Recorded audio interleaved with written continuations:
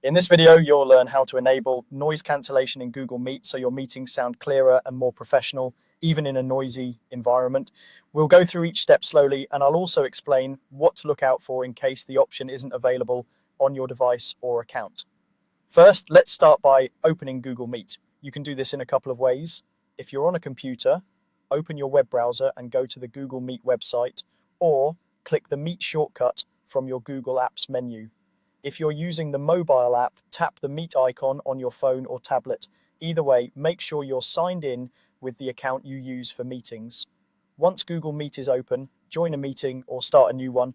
Noise cancellation is a setting that applies to your audio during calls, so you'll want to be inside a meeting to see and adjust it properly. It can be a good idea to join a test meeting or start a new meeting by yourself, just so you can safely tweak settings without interrupting anyone else. Now that you're in a meeting, look for the settings menu. On a computer, this is usually represented by a small gear icon. You'll typically find it at the bottom of the screen, near the middle or to the right, depending on your layout and any recent interface updates.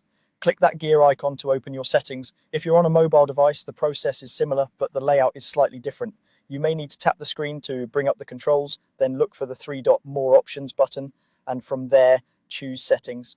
The key point is that you need to get into the Google Meet settings panel. Once you're in the settings window, go to the audio section. This is where Google Meet keeps all of your sound-related options, such as your microphone choice, speaker output, and of course noise cancellation. Click or tap on audio to switch to that tab.